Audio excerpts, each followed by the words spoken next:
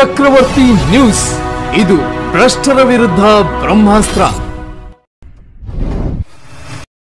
ನಮಸ್ಕಾರ ವೀಕ್ಷಕ, ಚಕ್ರವರ್ತಿ ನ್ಯೂಸ್ಗೆ ಸ್ವಾಗತ. ನಾನು ಚೇತನ್ ಶಿವಶಿಲ್. ಚಕ್ರವರ್ತಿ ನ್ಯೂಸ್ ನ ಸುದ್ದಿಗಳು ನಿಮ್ಗೆ ಸರಿಯಾಗಿ ತಲುಪ್ತಾ ಇಲ್ವಾ? ಹಾಗಾದ್ರೆ ಕೂಡಲೇ ನಮ್ಮ ಚಾನಲ್ ನ ಸಬ್ಸ್ಕ್ರೈಬ್ ಮಾಡ್ಕೊಳ್ಳಿ, ಪಕ್ಕದಲ್ಲಿರುವ ಬೆಲ್ ಐಕಾನ್ ನ ಕ್ಲಿಕ್ ಮಾಡಿ. ಹಾಗೆ ಮಾಡೋದ್ರಿಂದ ನಾವು ಮಾಡುವ ಪ್ರತಿಯೊಂದು ಸುದ್ದಿ ನಿಮ್ಗೆ ಆಗಿಂದಾಗ ನಿಮ್ಮ ಮೊಬೈಲ್ಗೆ ತಲುಪುತ್ತೆ.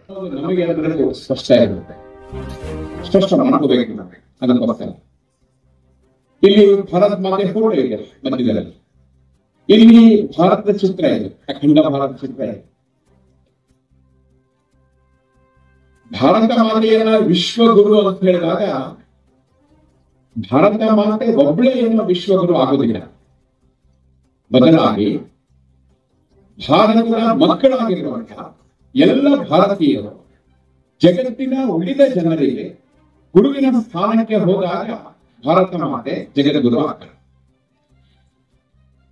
ಈ 70 ವರ್ಷದಕ್ಕೋಸ್ಕರ ವ್ಯವಸ್ಥೆ ಏನಪ್ಪ, ಮೈ ವಿಶ್ವಗುರುವಿನ ಒಂದು ಲಕ್ಷಣನೇ ಇದೆ. ಅಂದ್ರೆ ಜಗತ್ತಿನ ಮೈಕ್ ಆಪರೇಟರ್ಗಳು ಯಾರಿದಾರೋ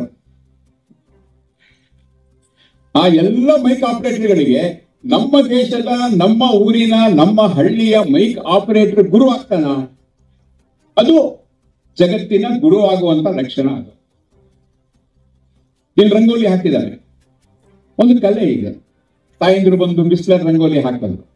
ಇಲ್ಲಿನ ಒಬ್ಬ ಕಲಾಕಾರ ಭಾರತದ ಈ ಪ್ರದೇಶದ, ನಮ್ಮ ಹಳ್ಳಿಯ, ನಮ್ಮ ಕೋಣಿಯ, ನಮ್ಮ ಕೇರಿಯ ಒಬ್ಬ ಕಲಾಕಾರ ಜಗತ್ತಿನ ಕಲಾಕಾರನೇ ಗುರು ಆಗ್ತಾನ. ಆಗ ಆ ಕ್ಷೇತ್ರದಲ್ಲಿ ಅದು ಗುರು ಅಂತಾನೆ. ಹಾಗೆ ಉದ್ಯೋಗಗಳು ಅನೇಕ ಇದೆ. ವ್ಯಾಪಾರ ಇದೆ, ವಕೀಲಿ ವೃತ್ತಿ ಇದೆ, ಶಿಕ್ಷಕ ವೃತ್ತಿ ಇದೆ, ಡಾಕ್ಟರ್ ಜೊತೆಗೆ ಇದ್ದಾರೆ ನಮ್ಮ ಜೊತೆಗೆ. ಈ ರೀತಿ ನೂರಾರು ಕ್ಷೇತ್ರಗಳಿವೆ. ನಮ್ಮ ದೇಶದ ರೈತ,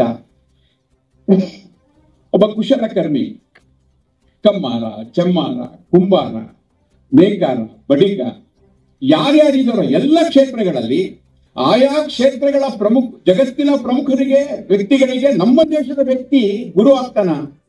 ಆಗ ಭಾರತ ಮಾತೆ ಗುರು ಆಗ್ತಾಳೆ. ಭಾರತ ಮಾತೆ ಒಬ್ಬಳೇ ಗುರು ಆಗಕ್ಕೆ ಸಾಧ್ಯ ಇಲ್ಲ. ವಿಶ್ವ ಗುರು ಅಂದ್ರೆ ಪ್ರತಿಯೊಂದು ವೃತ್ತಿ, ಪ್ರತಿಯೊಂದು ರಂಗ, ಪ್ರತಿಯೊಂದು ಉದ್ಯೋಗ, ಪ್ರತಿಯೊಂದು ಕ್ಷೇತ್ರಗಳಲ್ಲಿ ಭಾರತ ಆ ಮಟ್ಟಿನ ಒಂದು ಮುನ್ನಡೆಸುವಂತಹ ಶಕ್ತಿನ ಪಡ್ಕೊಳ್ಳುತ್ತಂತಾದ್ರೆ ಆಗ ಭಾರತ ಮಾತೆ ಜಗದ್ಗುರು ಆಗ್ತಾನೆ. ಆ ಕೆಲಸ ಮಾಡೋದಕ್ಕೋಸ್ಕರ ರಾಷ್ಟ್ರೀಯ ಸ್ವಯಂ ಸೇವಕ ಸಂಘ ಕೆಲಸ ಮಾಡ್ತಾ ಇರೋದು. ಇದು ಹೇಗೆ ಸಾಧ್ಯ? ಇದು ಹಿಂದೆ ಸಾಧ್ಯ ಆಗಿತ್ತು.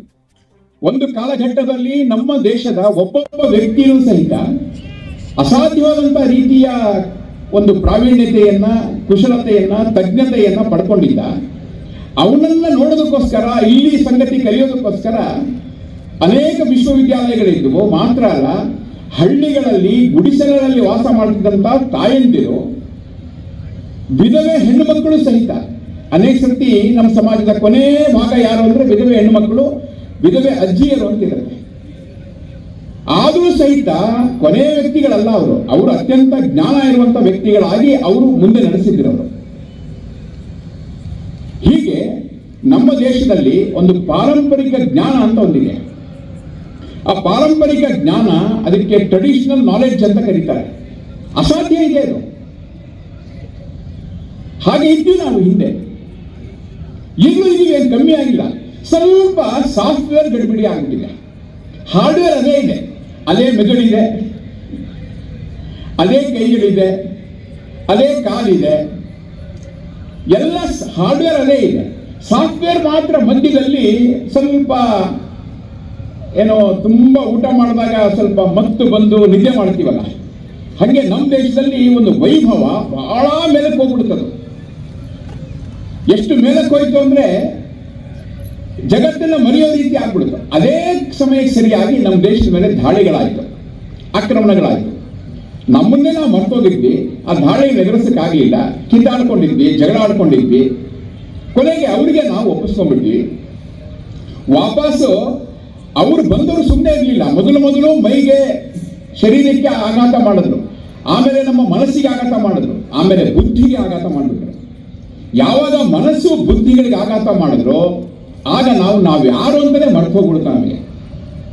ಮೊದಲೇ ಒಂದು ರೀತಿಯಲ್ಲಿ ಮಂಪರು ಸ್ಥಿತಿಲಿದ್ವಿ, ಹೊಡೆತಗಳು ಬಿದ್ದಿತ್ತು, ರಾಜ್ಯ ಕಳ್ಕೊಂಡ್ವಿ, ಜನ ಕಳ್ಕೊಂಡ್ವಿ, ಭೂಮಿ ಕಳ್ಕೊಂಡ್ವಿ, ದೇವಸ್ಥಾನಗಳನ್ನ ಕಳ್ಕೊಂಡ್ವಿ, ಮರ್ಯಾದೆನೋ ಅನೇಕ ಸತಿ ಹೊರಟೋಯ್ತು. ದೇವಸ್ಥಾನಗಳ ಹೆಸರಿನಲ್ಲಿ, ಗೋವಿನ ಹತ್ಯೆ ಹೆಸರಿನಲ್ಲಿ ತಾಯಂದಿರ ಮಾನನೂ ಆ ರೀತಿ ಹರಣ ಮಾಡುವಂತ ದುಷ್ಟರು ಸೇರ್ಕೊಂಡಿದ್ರು. ಈ ರೀತಿ ನಾವೆಲ್ಲವನ್ನ ಕಳ್ಕೊಂಡಾಗ ಬುದ್ಧಿ ಮತ್ತು ಮನಸ್ಸಿನ ಮೇಲೆ ಆಘಾತ ಆದ ಒಮ್ಮೆ ಎಚ್ಚರ ಆಯಿತು. ಎಚ್ಚರ ಆಗೋ ಹೊತ್ತಿಗೆ ಆಗಬಾರದೆಲ್ಲ ಆಗಿ ಹೋಗಿತ್ತು. ನಮ್ಮ ದೇಶದ ಈಗಿನ ಗಡಿ ಏನಿದೆಯೋ ಕೇವಲ 32 ಲಕ್ಷ ಚದರ ಕಿಲೋಮೀಟರ್ ಇದೆ ನಮ್ಮ ಭೂಭಾಗ. ನಾವು ಕಳ್ಕೊಂಡಿರೋದು ಹತ್ತತ್ರ 50 ಲಕ್ಷ ಚದರ ಕಿಲೋಮೀಟರ್, 52 ಲಕ್ಷ ಚದರ ಕಿಲೋಮೀಟರ್ ಕಳ್ಕೊಂಡಿದ್ದೀವಿ. ಈಗಿರೋದಕ್ಕಿಂತ ಹೆಚ್ಚಿನ ಭಾಗ ಕಳ್ಕೊಂಡಿದ್ದೀವಿ ನಾವು. ನಮ್ಮ ಮನೆಯ ಸೈಟು ಅದು 30-40 ಇದ್ರು ಅಥವಾ 50-60 ಏನೋ ಇದ್ರೆ ಒಂದಡಿ ಆ ಕಡೆ ಈ ಕಡೆ ಜಗಳ ಆಡ್ತೀವಿ ನಾವು. ಕತ್ತಿ ಇಟ್ಕೊಳ್ತೀವಿ, ಮಚ್ಚಿಟ್ಕೊಳ್ತೀವಿ, ಕೋರ್ಟ್ಗೆ ಹೋಗ್ತೀವಿ. ನಮ್ಮ ಜಮೀನು ಹಂಗೇನೆ, ಒಂದಡಿ ಆ ಕಡೆ ಈ ಕಡೆ ಆಯ್ತು ಅಂತ ತಡ್ಕೊಳ್ಳಲ್ಲ ನಾವು. ಆದ್ರೆ ನಮ್ಮ ದೇಶದಲ್ಲಿ ಹತ್ರ 52 ಲಕ್ಷ ಚದರ ಕಿಲೋಮೀಟರ್ನ ನಮ್ಮ ಮೈ ಮರವಿನಿಂದ ಕಾಲದಿಂದ ಕಳ್ಕೊಂಡಿದ್ದೀವಿ ನಾವು. ಬರೀ ಭೂಮಿ ಕಳ್ಕೊಂಡಿದ್ದಲ್ಲ, ಜನಗಳನ್ನ ಕಳ್ಕೊಂಡಿದ್ದೀವಿ. ಇವತ್ತು ವಾಸ ಮಾಡ್ತಿರುವಂತಹ ಪಾಕಿಸ್ತಾನ, ಇವತ್ತಿರುವಂತಹ ಬಾಂಗ್ಲಾದೇಶ, ಇದು ಯಾರೋ ಹೊರಗಿಂದ ಬಂದವರಲ್ಲ, ಇಲ್ಲಿಯವರನ್ನ ಮತಾಂತರ ಮೂಲಕ ಕಳ್ಕೊಂಡಿದ್ದೀವಿ ನಾವು. ನಮ್ಮ ದೇಶದಲ್ಲಿರುವಂತಹ ಇವತ್ತಿನ ಹತ್ತಿರ ನೀವು 18 ಕೋಟಿ ಮತ್ತು ನೀವು 5-6 ಕೋಟಿ ಅಂತ ಅನ್ಕೊಂಡ್ರೆ ಹತ್ತಿರ 24-25 ಕೋಟಿ ಜನ ಏನು ಹೇಳ್ತೀವೋ ನಾವು ಇವತ್ತು, ಯಾರು ಅಲ್ಪಸಂಖ್ಯಾತರನ್ನು ಕರೆಸ್ಕೊಳ್ತಾರೋ ಅವ್ರು ಯಾರವರು? ಇಲ್ಲಿಯವರೇ. ಹೀಗೆ ದೊಡ್ಡ ಪ್ರಮಾಣದ ಜನಸಂಖ್ಯೆಯನ್ನು ಕಳ್ಕೊಂಡ್ವಿ. ನಮ್ಮ ಮನೆಯ ಮಗ ಅಥವಾ ಮಗಳು ರಾತ್ರಿ 9 ಗಂಟೆ ಆಯ್ತು, 10 ಗಂಟೆ ಆಯ್ತು ಬರ್ಲಿಲ್ಲ ಅಂದಾಗ ಚಿಂತೆ ಮಾಡುವಂತ ನಾವುಗಳು ಇಷ್ಟು ಬಂಧುಗಳನ್ನ ಕಳ್ಕೊಂಡ್ವಲ್ಲ, ಸ್ವಲ್ಪ ಆದ್ರೂ ದುಃಖ ಆಯ್ತಾ ನಮಗೆ? ಇವತ್ತಿಗೂ ಕಳ್ಕೊಳ್ತೀವಿ, ಮತ್ತೆ ಇವತ್ತಿಗೂ ಮತಾಂತರ ನಡೀತಾ ಇದೆ, ನಿಂತಿಲ್ಲ ಈಗ ಕಳ್ಕೊಳ್ಳೋದು. ಹೀಗೆ ಭೂಮಿ ಕಳ್ಕೊಂಡ್ವಿ, ಜನ ಕಳ್ಕೊಂಡ್ವಿ, ದೇವಸ್ಥಾನಗಳನ್ನ ಕಳ್ಕೊಂಡ್ವಿ. ನಮ್ಮ ಎದುರುಗಡೆನೆ ಗೋಹತ್ಯೆ ನಡೆಯಿತು, ಇವತ್ತಿಗೂ ನಡೀತಾ ಇದೆ ಅದು. ಇವತ್ತಿಗೂ ನಮ್ಮ ಅಕ್ಕ ತಂಗಿಯರ, ತಾಯಂದಿರ ಅತ್ಯಾಚಾರ, ಅನಾಚಾರಗಳು ನಾವು ಕೇಳ್ತಾನೆ ಇದೀವಿ ನಾವು. ಈ ರೀತಿಯಲ್ಲಿ ಒಂದು ಥರ ಕಳ್ಕೊಂಡಂಥವ್ರು ನಾವುಗಳು ಒಂದು ಸ್ವಲ್ಪ ಎಚ್ಚರ ಆಗೋ ಸ್ಥಿತಿ ಬಂತು. ಈಗ ಸ್ವಲ್ಪ ಎಚ್ಚರ ಆಗಿದೆ, ಪೂರ್ತಿ ಎಚ್ಚರ ಆಗಿಲ್ಲ. ಇನ್ನು ಇಲ್ಲೇನು ಕುತ್ಕೊಂಡಿದೀವಲ್ಲ, ನಮಗೆ ಸ್ವಲ್ಪ ಎಚ್ಚರ ಆಗಿದೆ ಅಂತ ಹೇಳಬಹುದು.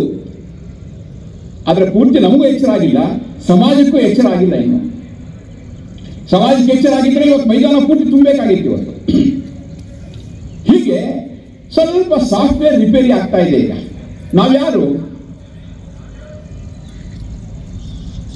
ನಾವೇನಾಗಿದ್ವಿ? ನಮ್ಮ ಸಾಧನೆ ಏನಾಗಿತ್ತು?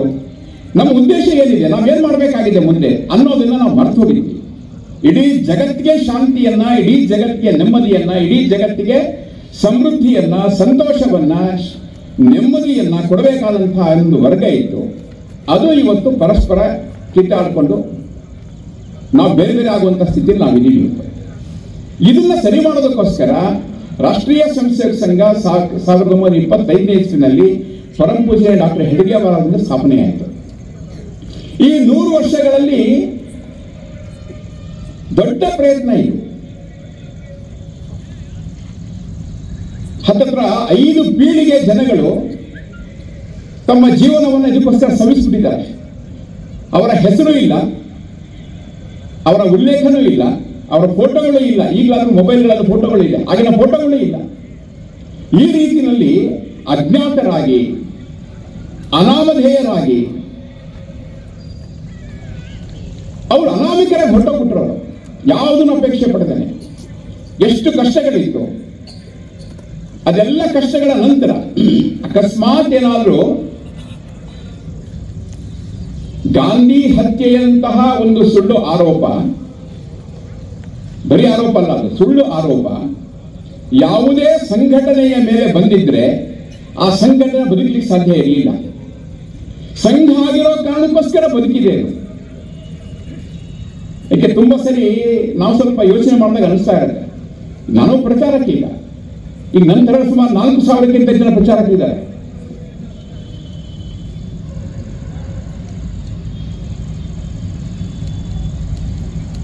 ಅಕಸ್ಮಾತ್ ಸಂಘದಲ್ಲಿ ಅಧ್ಯಾತ್ಮ ಇಲ್ಲದೆ ಹೋಗಿದ್ರೆ ಈ ಗಾಂಧಿ ಹತ್ಯೆ ಅಂತ ಆರೋಪವನ್ನ ನಾವು ತಡ್ಕೊಳಕ್ ಆಗ್ತಿತ್ತ ನಮಗೆ? ಸಂಘದಲ್ಲಿ ಅಧ್ಯಾತ್ಮ ಅದು ಒಳಗೊಳಗೆ ಸೇರಿಕೊಂಡಿದೆ, ಒಳಗಡೆ ಇದೆ. ಈಗ ನಾವೇನ್ ಮಾಡಿದ್ವಲ್ಲ, ಇದು ಶುದ್ಧ ಅಧ್ಯಾತ್ಮದ ಭಾಗನೇ. ಇದು ನಾವು ಜಪಮಾಲೆ ಇಲ್ಲ, ಕೈಯಲ್ಲಿ ಉದಿನ ಕಡ್ಡಿ ಅಥವಾ ಮಂಗಳಾರತಿಯ ತಟ್ಟೆ ಯಾವುದು ಇಲ್ಲ, ಇಲ್ಲದೆ ನಾವು ದಂಡ ಇಟ್ಕೊಂಡಿದೀವಿ, ಘೋಷಣಾ ವಾದನ ಇಟ್ಕೊಂಡಿದೀವಿ, ನಾವಿಲ್ಲಿ ಪ್ರದರ್ಶನ ಮಾಡಿದ್ವಿ ಇಲ್ಲಿ. ಇದು ಒಂದು ಅಧ್ಯಾತ್ಮದ ಭಾಗನೇ. ಇದು ಯಾವುದಕ್ಕೋಸ್ಕರ? ದೇಶಕ್ಕೋಸ್ಕರ. ಈ ರೀತಿಯ ಪ್ರಯತ್ನ ಮಾಡದೆ ಹೋಗಿದ್ರೆ ಯಾವ ಪೇಜಾವ ಶ್ರೀಗಳು ಮತ್ತು ಅನೇಕ ಉಡುಪಿಯ ಮಠದ ಶ್ರೀಗಳು ರಾಮನ ಪೂಜೆ ಮಾಡ್ತಾರೆ, ಹನುಮಂತನ ಪೂಜೆ ಮಾಡ್ತಾರೆ, ಆಧ್ಯಾತ್ಮಿಕವಾಗಿ ನಿತ್ಯ ಅವರು ಆ ರೀತಿ ಮಾಡ್ತಾ ಇದ್ರು, ಈಗಲೂ ಮಾಡ್ತಾರೆ. 3 ಹೊತ್ತು ಆ ರೀತಿಯ ಮಡಿಯಲ್ಲಿ ಪೂಜೆ ಮಾಡುವಂತಹ ವ್ಯಕ್ತಿಗಳು. ಆ ದೇವರು ರಾಮ, ಆ ರಾಮನ ಬಾಲರಾಮನ ಒಂದು ಜಾಗನೇ ಹೊರಟೋಗ್ಬಿಟ್ಟಿದ್ದಾರೆ. ಇಲ್ಲಿದ್ದಂಥವರು ವಾಪಸ್ ಅವರು ಪೂಜೆನೇ ಮಾಡ್ತಾ ಕೂತ್ಕೊಂಡಿದ್ದಿದ್ರೆ ಆ ರಾಮನ ಪ್ರತಿಷ್ಠಾಪನೆ ಆಗ್ತಿರ್ಲಿಲ್ಲ. ಇಲ್ಲಿ ಮಣ್ಣಲ್ಲಿ ಬಿದ್ದು ಆಟ ಆಡಿ ಏನಾದ್ರೂ ಆಗಲಿ ಅನ್ಕೊಂಡು ಮೈ ಕೆಸರು ಮಾಡಿಕೊಂಡು ರಕ್ತ ಮಾಡಿಕೊಂಡು ಕೊಳೆ ಮಾಡಿಕೊಂಡು ಬಟ್ಟೆಗಳನ್ನ ಮನೆಗಳಲ್ಲಿ ಬಯಸ್ಕೊಂಡು ಈ ತರ ಹಿಂದೂ ಸಂಘಟನೆ ಮಾಡಿರೋ ಕಾರಣಕ್ಕೋಸ್ಕರ ಇವತ್ತು ಅಲ್ಲಿ ಶ್ರೀರಾಮ, ಇವತ್ತು ಬಾಲರಾಮ ಅಲ್ಲಿ ವಿರಾಜಮಾನನಾಗಿದ್ದಾನೆ. ಅವನು ತನ್ನ ಜಾಗದಲ್ಲಿ ಆನಂದವಾಗಿ ಇವತ್ತು ಅವನು ದರ್ಶನ ಕೊಡ್ತಾ ಇದ್ದಾನೆ. ಅಂದ್ರೆ ನಾವು ಮಾಡುವಂತ ಸಹಿತ ಪೂಜೆಯ ಭಾಗನೇ, ಅದು ಏನೂ ಕಡಿಮೆ ಅಲ್ಲ. ಆ ರೀತಿ ಒಂದು ಕಡೆಗೆ ಕೇವಲ ಒಂದು ರೂಢಿಗತ ಸಂಪ್ರದಾಯ ಬದ್ಧದ ರೀತಿಯಲ್ಲಿ ಒಂದು ಕಡೆಗೆ ಪೂಜೆ ಮಾಡುವಂತಹ, ಧರ್ಮವನ್ನು ಉಳಿಸಿಕೊಳ್ಳುವಂತಹ ವ್ಯಕ್ತಿಗಳು ಒಂದು ಕಡೆ ಇದ್ದಾರೆ, ನಮ್ಮ ಹಿರಿಯರು ಸ್ವಾಮೀಜಿಗಳ ಥರದಲ್ಲಿ. ಈ ರೀತಿ ಸಾಮಾಜಿಕವಾಗಿ ಸಾಂಸ್ಕೃತಿಕವಾಗಿ ಉಳಿಸಬೇಕಾದಂತಹ ವ್ಯಕ್ತಿಗಳು ಇದ್ದಾರೆ. ಈ ರೀತಿಯ ಪ್ರಯತ್ನ ಇದು 100 ವರ್ಷಗಳು ನಡ್ಕೊಂಡು ಬಂತು. ಹೀಗಾಗಿ ಸ್ವಲ್ಪ ಮಟ್ಟಿನ ಸಾಫ್ಟ್ವೇರ್ ಅದು ಸ್ವಲ್ಪ ಅಪ್ಡೇಟ್ ಆಗಿದೆ. ಯೋಚನೆ ಮಾಡಿ ನೀವು, ಅಂಡರ್ 19 ಅಂತ ಯಾವ್ದಿದೆಯೋ, ಅಂಡರ್ 14 ಅಂತ ಯಾವ್ದಿದೆಯೋ, ಎಲ್ಲ ಕ್ರೀಡಾಕೂಟಗಳಲ್ಲಿ ಭಾರತ ಇವತ್ತು ಮುಂದಿದೆ. ಇವತ್ತು ಕೆಲವು ಕಡೆ ಚೈನಾವನ್ನ ಹಿಂದಕ್ಕೆ ಹಾಕಿದೆ, ನೆನ್ಪಿಟ್ಕೊಳ್ಳೋಣ. ಒಲಿಂಪಿಕ್ಗಳಲ್ಲಿ ಮಾಮೂಲಿ ಆಟಗಳಲ್ಲಿ ನಮಗೆ ಒಂದು ಚಿನ್ನದ ಪದಕ ಸಿಕ್ಬಿಟ್ರೆ ಬಹಳ ದೊಡ್ಡದು ಅನ್ಕೊಳ್ತಿದ್ವಿ, ಕಂಚಿನ ಪದಕ ಸಿಕ್ಕರು ದೊಡ್ಡದು ಅನ್ಕೊಂಡ್ಬಿಡ್ತಿದ್ವಿ. ಇವತ್ತು ದಿನ ದಿನಕ್ಕೂ ಒಂದೊಂದು ಪದಕ ಸಿಗ್ತಾ ಇದೆ ನಮಗೆ. ಇಲ್ಲಿವರೆಗೂ ನಮ್ಗೆ ಸಿಗ್ಲೇ ಇಲ್ಲ ಅಂತ ಹೇಳೋದು ಸಿಗ್ತಾ ಇದೆ ಇವತ್ತು. ಅದರ ಅರ್ಥ ನಮ್ಮ ಕ್ರೀಡಾಪಟುಗಳ ಮಾಂಸಖಂಡಗಳು ಬದಲಾಗಿದೆಯಾ? ಏನಿಲ್ಲ. ಅದೇ ಹಾರ್ಡ್ವೇರ್, ಅದೇ ಶರೀರ. ಏನು ಈ ಭೂಮಿಯಲ್ಲಿ ಬೆಳೆಯುವಂತ ಆಹಾರ ಎಕನಾಮಿ ವ್ಯತ್ಯಾಸ ಆಗ್ಬಿಡುತ್ತಾ? ಇಲ್ಲ, ಅದೇ ಆಹಾರನೇ, ಅದೇ ನೀರು, ಅದೇ ಗಾಳಿನೇ. ಇನ್ನು ನಮ್ಮ ಹಿರಿಯರಿಗಿರುವಂತಹ ಶಕ್ತಿ ನಮಗಿಲ್ಲ, ಸ್ವಲ್ಪ ಕಮ್ಮಿ ಆಗಿದೆ. ನಮಗಿರೋ ಶಕ್ತಿ ಇನ್ನೂ ಚಿಕ್ಕವರಿಗಿಲ್ಲ, ಇನ್ನೂ ಕಮ್ಮಿ ಆಗಿದೆ. ಇದು ಕಮ್ಮಿ ಆದಾಗಲೂ ಸಹಿತ ಜಗತ್ತಿನ ಮಟ್ಟದಲ್ಲಿ ಅಲ್ಲಿರುವಂತಹ ಪ್ರೊಫೆಷನಲ್ ಟ್ರೈನಿಂಗ್ಗಳ ಮಧ್ಯದಲ್ಲಿ ನಮ್ಮ ಭಾರತದ ಕ್ರೀಡಾಪಟುಗಳು ಇವತ್ತು ಪದಕಗಳನ್ನು ಗೆಲ್ತಿದ್ದಾರೆ ಅಂದ್ರೆ, ಜಗತ್ತಿನ ಮುಂಚೂಣಿಗೆ ಹೋಗ್ತಿದ್ದಾರೆ ಅಂದ್ರೆ, ರಿಪೇರಿ ಆಗಿದ್ದು ತಲೆ ಒಳಗಿನ ಕಲ್ಪನೆಗಳು. ನಾನು ಜಗತ್ತಿನಲ್ಲಿ ಮುಂದಕ್ಕೆ ಹೋಗಬಲ್ಲೆ, ಜಗತ್ತಿನಲ್ಲಿ ನಂಬರ್ 1 ಆಗಬಲ್ಲೆ, ಗೆಲ್ಲಬಲ್ಲೆ. ಈ ಸಾಫ್ಟ್ವೇರ್ ಕರಪ್ಟ್ ಆಗುತ್ತೆ. ನಾನು ಸೋಲು, ನಾನು ಕೀಳು, ನಾನು ನಾಲಾಯಕು, ನನಗೇನು ಬೇಡ, ನಮ್ಮ ಕಗ್ಗತ್ತಲೆ ಕಂಡ ಇದು, ನಾವೆಲ್ಲ ಅನಾಗರಿಕರು, ನಾವೆಲ್ಲ ಹಿಂದೂಗಳು, ನಾವೆಲ್ಲ ಒಡೆದು ಹೋಗಿದ್ದೀವಿ, ನಮ್ಮ ಜಾತಿ ಇದು, ಏನೇನೋ ತಪ್ಪು ಕಲ್ಪನೆಗಳನ್ನ ಯಾರ್ಯಾರು ನಮ್ಮನ್ನ ಬಿಂಬಿಸಿದ್ರು ಅದರ ಬಲಿಪಶುಗಳಾಗಿ ನಾವು ಮಾನಸಿಕವಾಗಿ ಬೌದ್ಧಿಕವಾಗಿ ನಾವು ಕುಗ್ಗಿ ಹೋಗಿದ್ವಿ. ಇವತ್ತು ಸ್ವಲ್ಪ ಚಿಗುರ್ತಾ ಇದೆ. ಆ ಚಿಗುರ್ತಾ ಇರೋ ಕಾರಣಕ್ಕೋಸ್ಕರ ನಾವು ಜಗತ್ತಿನ ಹಿಮ್ಮೆಟ್ಟಬಲ್ವಿ ಅನ್ನುವಂತ ಮಾನಸಿಕತೆ ಬರ್ತಾ ಇದೆ. ಒಂದು ಊರಿನ, ಬಹಳ ದೂರ ಅಲ್ಲ, ಒಂದು ಊರಿನ ಒಬ್ಬ ಗುರುವಿನ ಶಿಷ್ಯರು, ಬಹಳ ಜನ ಶಿಷ್ಯರಲ್ಲ, ಚೆನ್ನೈನಲ್ಲಿ ವಿಶ್ವನಾಥ್ ಆನಂದನ ಜೊತೆಗೆ ಟ್ರೈನಿಂಗ್ ಪಡ್ಕೊಂಡಿರುವಂತ 3-4 ಜನ ಹುಡುಗರು, ಇನ್ನು ಮೀಸೆ ಸರಿಯಾಗಿ ಬಂದಿಲ್ಲ ಇನ್ನು, ಅಂತ ಹುಡುಗರು ಮ್ಯಾಗ್ನಸ್ ಕಾರ್ಲ್ಸನ್ ಅಂತ ಹೇಳುವಂತ ಒಂದು ನಾರ್ವೆಯ ಬಹಳ ದೊಡ್ಡ ಕ್ರೀಡಾಪಟುವನು, ಚೆಸ್ ಆಟಗಾರ. ಅವನು 15 ಬಾರಿ ವಿಶ್ವ ಚಾಂಪಿಯನ್ ಆಗಿದ್ದಾನೆ. ಅವನು 15 ಬಾರಿ ವಿಶ್ವ ಚಾಂಪಿಯನ್ ಆಗಿರುವಂತಹ 34 ವರ್ಷದ ಒಬ್ಬ ಪರಿಣಿತನನ್ನ, ತಜ್ಞನನ್ನ ಚೆಸ್ ಬೋರ್ಡ್ ಎದುರುಗಡೆಗೆ ನಮ್ಮ ಮೀಸೆ ಬರದೆ ಇರುವಂತ, ಇನ್ನು ಎಳೆಯ ಮೀಸೆ ಇರುವಂತ ಹುಡುಗರು, 4 ಜನ ಹುಡುಗರು ಆ ಚಾಂಪಿಯನ್ ಸೋಲಿಸ್ಬಿಟ್ಟಿದ್ದಾರೆ. ಇದು ಎಲ್ಲಿದ್ದು ಶಕ್ತಿ? ಇದು ದೊಡ್ಡವರಲ್ಲ, ಇವರು ಚಿಕ್ಕವರು. ಇನ್ನು ಅಕಸ್ಮಾತ್ ವಿಶ್ವನಾಥನ ಆನಂದನಂತಹ ಇನ್ನು 10 ಜನ ಗುರುಗಳು ಸಿಕ್ಕಿದ್ರು ಅಂತ ಇಟ್ಕೊಳ್ಳಿ. ಏನಾಗ್ತಿತ್ತು ನಮ್ಮ ಸ್ಥಿತಿ. ಅದರ ಅರ್ಥ ಏನು ಅಂದ್ರೆ, ನಮ್ಮ ಊರಿನ ಹಳ್ಳಿಗಳಲ್ಲಿ, ಗ್ರಾಮಗಳಲ್ಲಿ, ಬೀದಿಗಳಲ್ಲಿ ಈ ತರ ಬುದ್ಧಿವಂತರಿದ್ದಾರೆ. ಆ ಬುದ್ಧಿವಂತನ ಹುಡುಕಿ ಅವ್ರನ್ನ ಟ್ರೈನಿಂಗ್ ಕೊಟ್ಟು ಅವರಿಗೆ ಸರಿಯಾದ ಒಂದು ಅವಕಾಶ ಕೊಟ್ರೆ ಅವರು ಜಗತ್ತನ್ನ ಗೆಲ್ಲಬಲ್ಲರು ಅಂತ ತೋರಿಸ್ಕೊಟ್ಟಿದ್ದು ವಿಶ್ವನಾಥ ಆನಂದ್. ಪುಲ್ಲೇಲ್ ಗೋಪಿಚಂದ್ ಅಂತ ಕೇಳಿದೀವಿ ನಾವು. ಇದೇ ಬೆಂಗಳೂರಿನಲ್ಲಿ, ನಮ್ಮ ಕರ್ನಾಟಕದ ಬೆಂಗಳೂರಿನಲ್ಲಿ ಅಭ್ಯಾಸ ಮಾಡಿದವರು. ಪ್ರಕಾಶ್ ಪಡುಕೋಣೆಗೆ ಜೊತೆಗೆ ಅಭ್ಯಾಸ ಮಾಡಿದಂಥ ವ್ಯಕ್ತಿ. ಇವತ್ತು ಅವರು ನಿರ್ಮಾಣ ಮಾಡಿದಂತಹ ಏನು ಬ್ಯಾಡ್ಮಿಂಟನ್ ಆಟಗಾರರಿದ್ದಾರೋ ಇವತ್ತು ಜಗತ್ತಲ್ಲೇ ಅವರು ಸವಾಲಾಗ್ತಾರೆ. ಇವತ್ತು ಚೈನಾ, ಜಪಾನ್, ಕೊರಿಯಾ ಈ ದೇಶಗಳ ಪ್ರಮುಖ ಆಟಗಾರರನ್ನ ಸೋಲಿಸಿದ್ದಾರೆ ಅವರು. ಸಾಮಾನ್ಯ ಸಂಗತಿ ಅಲ್ಲ ಇದು. ಅಂದ್ರೆ 2 ಕ್ಷೇತ್ರಗಳನ್ನ ಮಾತ್ರ ಹೇಳಿದೆ ನಾನೀಗ. ಪ್ರತಿಯೊಂದು ಕ್ಷೇತ್ರದಲ್ಲಿ ಈ ತರದ ಗುರುಗಳು ಸಿಕ್ಕರು ಅಂತ ಹೇಳಿದ್ರೆ ನಿಶ್ಚಿತವಾಗಿ ಭಾರತವನ್ನ ಆ ರೀತಿಯ ಜಗತ್ತಿನ, ಈಗ ಅನೇಕ ಬಾರಿ ನಮಗೆ ಪ್ರಾರ್ಥನೆ, ಅದು ರಾಷ್ಟ್ರಗೀತೆ ಹೇಳಬೇಕಾದ್ರೆ, ಭಾರತ ರಾಷ್ಟ್ರಗೀತೆ ಹೇಳಬೇಕಾದ್ರೆ ಚಿನ್ನದ ಪದಕ ಸಿಕ್ಕಾಗ ಬಹಳ ಖುಷಿಯಾಗುತ್ತೆ ನಮಗೆ. ಹೀಗೆ ರಾಷ್ಟ್ರ ಧ್ವಜವನ್ನ ಮತ್ತು ರಾಷ್ಟ್ರಗೀತೆಯನ್ನ ನುಡಿಸುವಂತ ವ್ಯಕ್ತಿಗಳು ಮೂಲೆ ಹಳ್ಳಿಗಳಲ್ಲಿದ್ದಾರೆ. ಇದು ಹುಡುಕುವಂತ ಕೆಲಸ ಮಾಡಬೇಕಾಗಿದೆ ಅಷ್ಟೇ. ಅದರ ಅರ್ಥ ಏನು ಅಂದ್ರೆ, ಸಾಫ್ಟ್ವೇರ್ ಕರಪ್ಟ್ ಆಗಿತ್ತು, ಅದನ್ನ ಸರಿಪಡಿಸುವಂತ ಕೆಲಸವನ್ನ ರಾಷ್ಟ್ರೀಯ ಸ್ವಯಂ ಸೇವಕ ಸಂಘ ನಿರಂತರವಾಗಿ ಮಾಡ್ಕೊಂಡು ಬಂದಿದೆ. ನಾವ್ಯಾರು ಕೀಳಲ್ಲ, ನಾವ್ಯಾರು ಸಹಿತ ಕಡೆಗಣಕ್ಕೆ ಒಳಗಾಗಿರೋಲ್ಲ. ಒಳಗಡೆ ಶಕ್ತಿ ಇದೆ. ನಾವು ಸಂಘಟಿತರಾಗಬೇಕು, ಒಟ್ಟಿಗೆ ಇರಬೇಕು. ಇದರ ಅನೇಕ ಒಳ್ಳೆಯ ಸಂಗತಿಗಳಿದ್ರೆ ಬೆಳೆಸಬೇಕು ಅಂತ ಅನ್ಕೊಂಡು ವಿಶ್ವಾಸವನ್ನ ಮೂಡಿಸ್ತಾ, ಸಂಸ್ಕಾರಗಳನ್ನು ಕೊಡುತ್ತಾ, ಸಂಘಟಿತ ಶಕ್ತಿ ಮಾಡಿದ್ದಕ್ಕೋಸ್ಕರ ಇವತ್ತು ಬದಲಾವಣೆಯನ್ನು ಕಾಣ್ತೀವಿ. ಇದನ್ನ ಯಾರೋ ನಾವು ಹೇಳ್ಕೊಳ್ತಿರೋದಲ್ಲ. ಶ್ರೀ ರವಿಶಂಕರ್ ಜಿ ಅಂತ ಯಾರು ಆರ್ಟ್ ಆಫ್ ಲಿವಿಂಗ್ ನ ಸಂಸ್ಥಾಪಕರಿದ್ದಾರೆ ಬೆಂಗಳೂರಿನಲ್ಲಿ, ಅವ್ರು ಹೇಳ್ತಾರೆ, ನಾನು 45-50 ವರ್ಷಗಳಿಂದ ನಾನು ಈ ಪ್ರಾಣಾಯಾಮವನ್ನ, ಈ ರೀತಿಯ ಸುದರ್ಶನ ಕ್ರಿಯಾಯೋಗವನ್ನು ಹೇಳಿಕೊಡುವಂತ ಪ್ರಯತ್ನವನ್ನು 50 ವರ್ಷಗಳ ಹಿಂದೆ ಮಾಡ್ಕೊಂಡು ಬಂದಿದ್ದೀನಿ. ಆದ್ರೆ ನನಗೆ ಪ್ರಾರಂಭದ 15-20 ವರ್ಷ ನಾನು ಯಾರು ಕೇಳಲೇ ಇಲ್ಲ. ಯಾಕೆ ಅಂತ ಹೇಳಿದ್ರೆ, ಅದು ಭಾರತದ್ದು ಅಂದ ಕೂಡಲೇ ಎಲ್ಲರೂ ಒಂಥರ ಮೂಗು ಮುರಿಯೋರು, ಹಿಂದೂ ಅಂದ ಕೂಡಲೇ ಒಂಥರ ಮುಖನ ಚಿಕ್ಕದು ಮಾಡ್ಕೊಳ್ಳೋರು, ಕಸಿಬಿಸಿ ಮಾಡ್ಕೊಳ್ಳೋರು. ಅದೇ ರಾಷ್ಟ್ರೀಯ ಸ್ವಯಂ ಸೇವಕ ಸಂಘ ಕಳೆದ ಅವಾಗ 85 ವರ್ಷ ಅಂತಿತ್ತು. 85 ವರ್ಷಗಳ ಪ್ರಯತ್ನದಿಂದಾಗಿ ಇವತ್ತು ಈ ವಾತಾವರಣ ನೋಡ್ತಿದ್ದೀನಿ. ನಾನು ಹೋದಲ್ಲೆಲ್ಲ ಇವತ್ತು ಯೋಗಕ್ಕೆ, ಪ್ರಾಣಾಯಾಮಕ್ಕೆ, ಧ್ಯಾನಕ್ಕೆ, ಭಾರತದ ಆಧ್ಯಾತ್ಮಿಕತೆಗೆ ಶಕ್ತಿ ಸಿಕ್ಕಿದೆ ಅಂದ್ರೆ ಅದು ಭಾರತದ ರಾಷ್ಟ್ರೀಯ ಸ್ವಯಂ ಸೇವಕ ಸಂಘದ ಏನೊಂದು ಚಟುವಟಿಕೆಗಳಿತ್ತು, ಆ ಕಾರಣದಿಂದಾಗಿರುವಂತಹ ಒಂದು ಮಾನಸಿಕ ಒಂದು ಪರಿವರ್ತನೆ ಅಂತ ಹೇಳ್ತಾರೆ. ಬಾಬಾ ರಾಮದೇವ್ ಅದನ್ನು ಹೇಳ್ತಾರೆ. ಅವರ ಏನು ಪ್ರಾಡಕ್ಟ್ಗಳಿದೆಯೋ, ಅವರ ಉತ್ಪಾದನೆಗಳೇನಿದೆಯೋ ಅವುಗಳ ಬಗ್ಗೆ ಹೇಳ್ತಾರೆ. ಅಕಸ್ಮಾತ್ ರಾಷ್ಟ್ರೀಯ ಸ್ವಯಂ ಸೇವಕ ಸಂಘ ಇವತ್ತೇನಾದ್ರೂ ಸ್ವದೇಶಿ ಬಗ್ಗೆ ಇಷ್ಟು ದೊಡ್ಡ ಜಾಗೃತಿ ಮಾಡದೆ ಹೋಗಿದ್ರೆ ನನ್ನ ಉತ್ಪಾದನೆಗಳಲ್ಲಿ ಮಾರಾಟ ಆಗ್ತಿತ್ತು ಅಂತ ಹೇಳ್ತಾರೆ. ಮಾತಾ ಅಮೃತಾನಂದಮಯಿ ಅದನ್ನೇ ಹೇಳ್ತಾರೆ. ಜಗ್ಗಿ ವಾಸುದೇವ್ ಮನಸ್ಸಿನಲ್ಲೂ ಅದೇ ಇರುವಂತಹದ್ದು.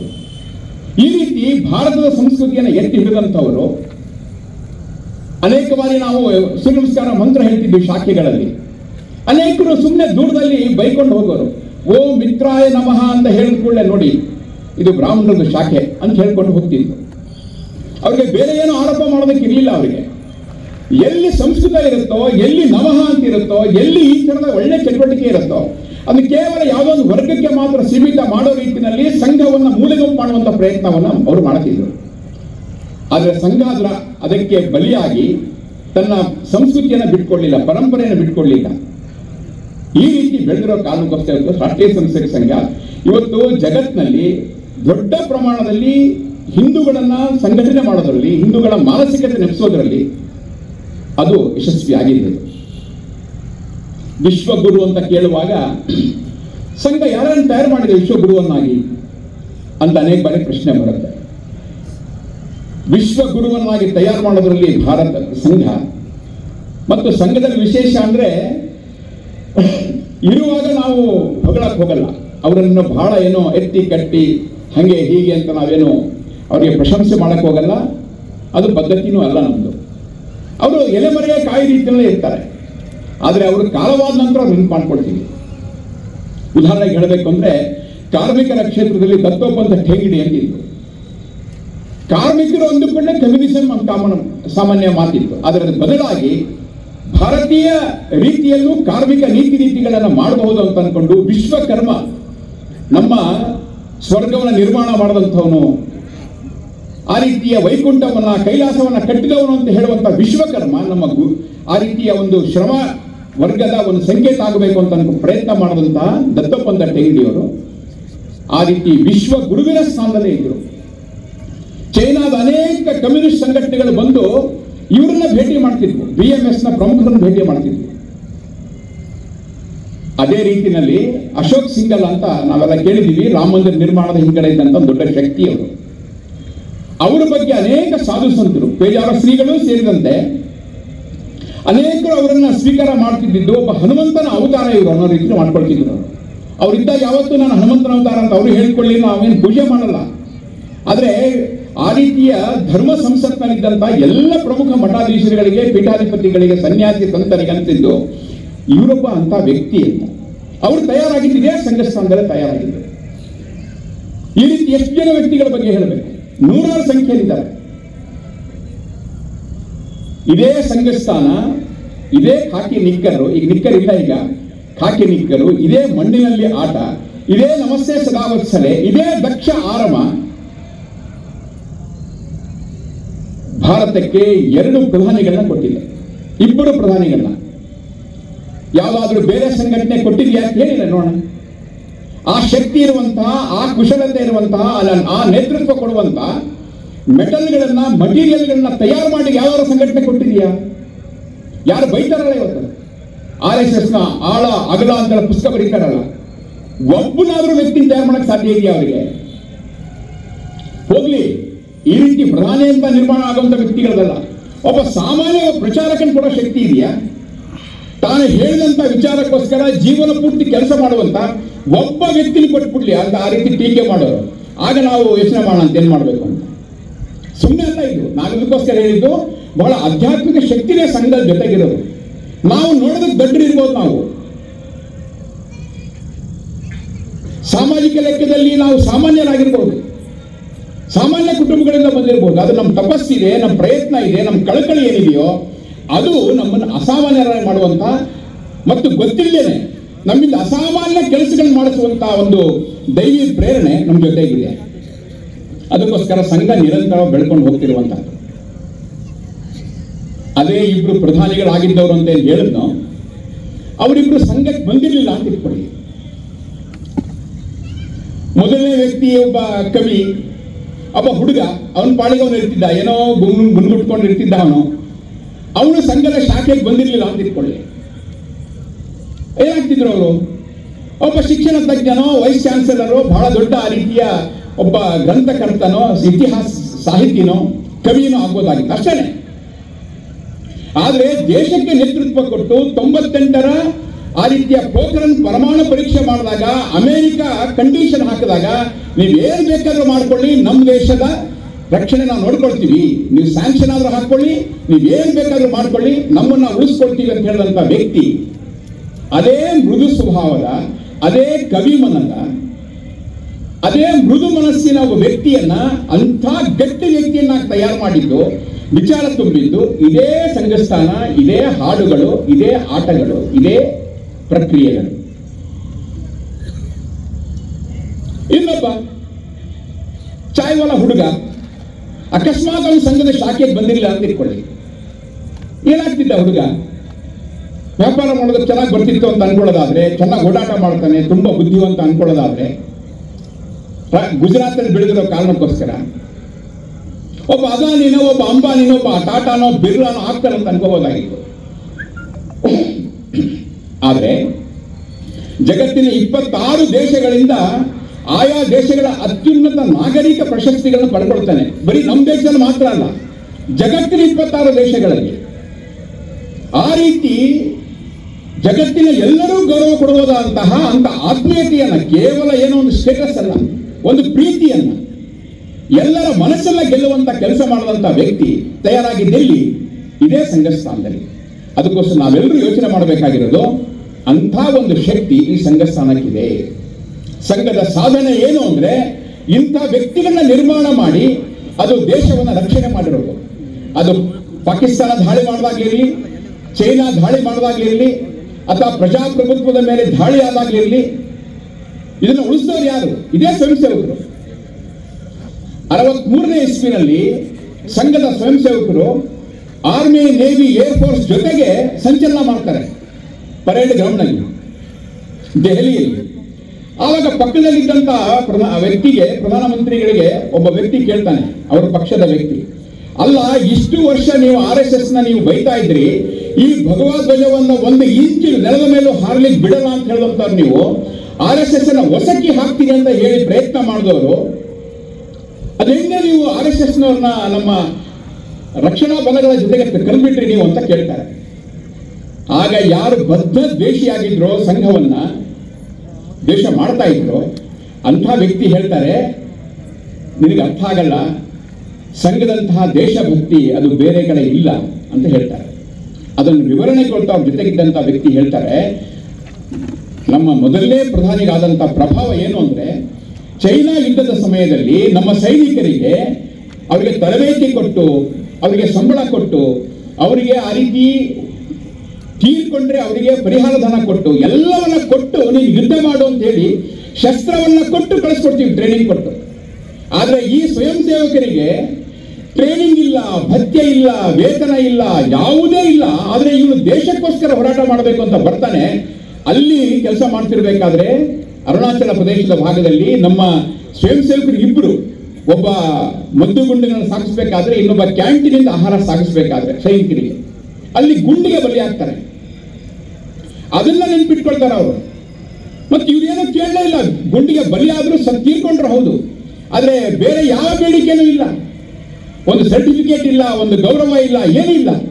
ದೇಶಕ್ಕೋಸ್ಕರ ನಾನು ಹುಟ್ಟಿದ್ದೀನಿ, ದೇಶಕ್ಕೋಸ್ಕರ ಬದುಕ್ತೀನಿ, ಪತದ್ವೇಷ ಕಾಯೋ, ನಮಸ್ತೆ ನಮಸ್ತೆ ಅಂತ ಹೇಳುವಂತ ರೀತಿಯಲ್ಲಿ ತಾಯಿ ಭಾರತೀಯ ನನ್ನನ್ನು ನಿರ್ಮಾಣ ಮಾಡಿದೆಯಾ ನೀನು, ಈ ಶರೀರ ಕೊಟ್ಟಿರೋದು ನೀನು, ನಿನ್ನ ಮಣ್ಣು, ನಿನ್ನ ನೀರು, ನಿನ್ನ ಆಹಾರ, ನಿನ್ನ ಗಾಳಿ, ಈ ದೇಹವನ್ನು ತಯಾರು ಮಾಡಿದೆ, ಅದಕ್ಕೋಸ್ಕರ ಈ ದೇಹ ನಿನಗಾಗಿ ಸಮರ್ಪಿತ ಆಗಲಿ ಅಂತ ಹೇಳುವಂತ ಆ ಭಾವನೆ ಇಟ್ಕೊಂಡು ಸಮರ್ಪಣೆ ಮಾಡುವಂತ ಸ್ವಯಂ ಸೇವಕರನ್ನು ನೋಡಿ ನಮ್ಮ ಪ್ರಧಾನಿಗೆ ಅನಿಸಿತ್ತು ಅವರನ್ನ ರಿಪಬ್ಲಿಕ್ ಡೇ ಪರೇಡ್ ಕರಿಬೇಕು ಅಂತ. ಇದು ಸಂಘದ ರೀತಿ ಇದೆ. ಸಂಘ ಏನ್ ನಿರ್ಮಾಣ ಮಾಡಿದೆ, ಅಂಥ ಒಬ್ಬ ದೇಶಕ್ಕೋಸ್ಕರ ಏನ್ ಬೇಕಾದ್ರೂ ಸಮರ್ಪಣೆ ಮಾಡುವಂತ ವ್ಯಕ್ತಿಗಳು ನಿರ್ಮಾಣ ಮಾಡುವಂಥದ್ದೇ ಸಂಘದ ಕೊಡುಗೆಯಾಗಿದೆ. ಅದಕ್ಕೋಸ್ಕರ ಅದು ಸ್ವದೇಶಿ ಅಭಿಯಾನ ಇರಲಿ, ರಾಮ ಮಂದಿರ ಅಭಿಯಾನ ಇರಲಿ, 370ನೇ ವಿಧಿ ಹೋಗಿದ್ದಿರಲಿ, ಈ ಎಲ್ಲ ಕೆಲಸಗಳಲ್ಲಿ ದೇಶಭಕ್ತಿ ನಿರ್ಮಾಣ ಮಾಡುವಂತ ಕೆಲಸ ಮಾಡಿದ್ದು ಈ ಒಂದು ಉತ್ಕಟವಾಗಿರುವಂತಹ ರಾಷ್ಟ್ರಭಕ್ತರ ಸಮೂಹವನ್ನ. ನೇಪಾಳ, ಬಾಂಗ್ಲಾದಂತಹ ಘಟನೆಗಳು ಭಾರತದಲ್ಲಿ ನಡೆಯುತ್ತೋ ನಡೆಯಲ್ವೋ ಅನ್ನೋದನ್ನ ನಾವೆಲ್ಲರೂ ಒಟ್ಟಿಗೆ ಸೇರಿಕೊಂಡು ಯೋಚನೆ ಮಾಡಬೇಕಾಗಿರೋದು. ಆದರೆ ನಡೆಯುವಂತ ಪ್ರಯತ್ನಗಳು ಮಾಡಿದ್ದಾರೆ. ಬಾಂಗ್ಲಾದ ಘಟನೆಗಳು, ನೇಪಾಳದಂತ ಘಟನೆಗಳನ್ನ ಪ್ರಯತ್ನ ಮಾಡಿದ್ದಾರೆ, ಇಲ್ಲಿ ಫೇಲ್ಯೂರ್ ಆಗಿದೆ.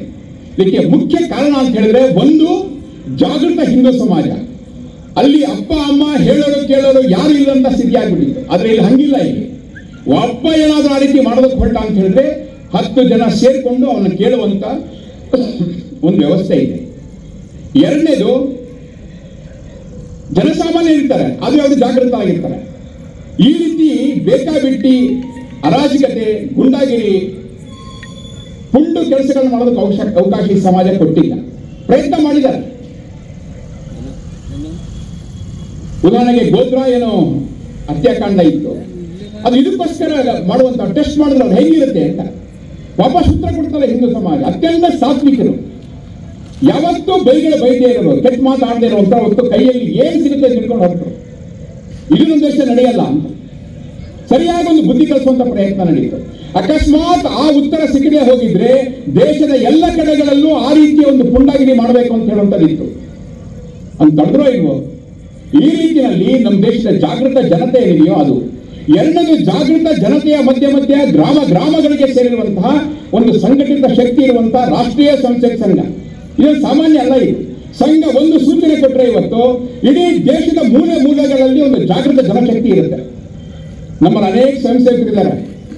ಸರ್, ನಾವು ದಿನ ಕರಿಬೇಡಿ ಸರ್, ಯಾವಾಗಾದ್ರೂ ದೇಶಕ್ಕೆ ಕಷ್ಟ ಬಂದಾಗ ಕರೀರಿ ಸರ್, ನಾವು ಬರ್ತೀವಿ, ಏನ್ ಬೇಕಾದ್ ಮಾಡ್ತೀವಿ ನಾವು ಅಂತ ಹೇಳುವಂತವ್ರು ನೂರಾರು ಸಂಖ್ಯೆಯಲ್ಲಿದ್ದಾರೆ. ಶಾಖೆಯಲ್ಲಿ 8-10 ಜನ ಇರ್ಬೋದು. ಆದ್ರೆ ದೇಶಕ್ಕೆ ತೊಂದರೆ ಬಂದಿದೆ, ಏನೋ ಆಪತ್ತು ಬಂದಿದೆ ಅಂತ ಹೇಳಿದಾಗ ಮನೆ ಮಠ ಎಲ್ಲವನ್ನ ಬಿಟ್ಟು ಪ್ರಾಣದ ಹಂಗನ್ನು ತೊರೆದು ನುಗ್ಗಿ ಬರುವಂತ ಸಾವಿರಾರು ಜನ ಸಂಸದರಿದ್ದಾರೆ. ಆ ಕಾರಣಕ್ಕೋಸ್ಕರ ಅಂತಹ ದುಷ್ಟಶಕ್ತಿಗಳು ಅವು ದೂರ ಆಗಿದ್ದಾರೆ, ಅವುಗಳು ಬಾಲ ಬಿಚ್ಚಕ್ಕಾಗಿಲ್ಲ. ಇನ್ನು ಮೂರನೇದು ನಮ್ಮ ಪೊಲೀಸ್, ನಮ್ಮ ಮಿಲಿಟರಿ ಮತ್ತು ನಮ್ಮ ಒಟ್ಟಾರೆ ನಮ್ಮ ಕಾರ್ಯಾಂಗ ಎಕ್ಸಿಕ್ಯೂಟಿವ್ ಅಂದ್ರೆ ಸರ್ಕಾರಿ ನೌಕರರ ವ್ಯವಸ್ಥೆ. ನಾವು ಹೇಳ್ಬೋದು ಅಲ್ಲಿ ಲಂಚ ಗುಡಿತನ ಇದೆ, ಭ್ರಷ್ಟಾಚಾರ ಇದೆ, ಅಲ್ಲಿ ಇತ್ಯಾದಿ ಏನೇನೋ ಇದೆ ಅಂತ ಹೇಳ್ಬೋದು. ಆದ್ರೆ ಇದೆಲ್ಲದರ ಮಧ್ಯದಲ್ಲಿ ದೇಶಕ್ಕೋಸ್ಕರ, ಸಮಾಜಕ್ಕೋಸ್ಕರ ಸಮರ್ಪಣೆ ಮಾಡುವಂತ ವ್ಯಕ್ತಿಗಳಿದ್ದಾರೆ. ಅವ್ರು ಏನೋ ಸಣ್ಣ ಪುಟ್ಟ ಯಾವುದಕ್ಕೋ ಬಲಿಯಾಗಿರ್ಬೋದು, ಆದ್ರೆ ದೇಶಕ್ಕೆ ತೊಂದರೆ ಆಗ್ತಿದೆ ಅಂತ ಹೇಳಿದಾಗ ನುಗ್ಗಿ ಬರ್ತಾರೆ. ಅಜ್ಮಲ್ ಕಸಬನ್ನ ಮುಂಬೈ ದಾಳಿನಲ್ಲಿ ಹಿಡಿದವರು ಯಾರಪ್ಪ ಅಂದ್ರೆ ತುಕಾರಾಮ್ ಒಂಬಾಡೆ ಅಂತ ಹೇಳುವಂತ ಒಬ್ಬ ಸಾಮಾನ್ಯ ಪೊಲೀಸ್ ಬೇರೆ, ಸಾಮಾನ್ಯ ವ್ಯಕ್ತಿ.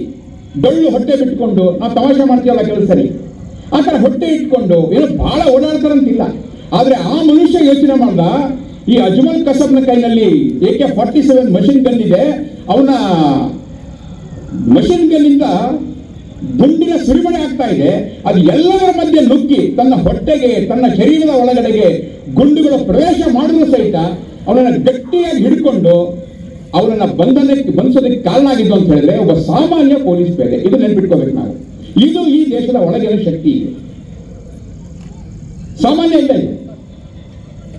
ನಮ್ಮ ನ್ಯಾಯಾಧೀಶರನ್ನ ನಾವು ಬೈಬಹುದು, ನಾವು ಟೀಕೆ ಮಾಡಬಹುದು, ಹಾಗಿಲ್ಲ ಹೀಗಿಲ್ಲ ಅಂತ.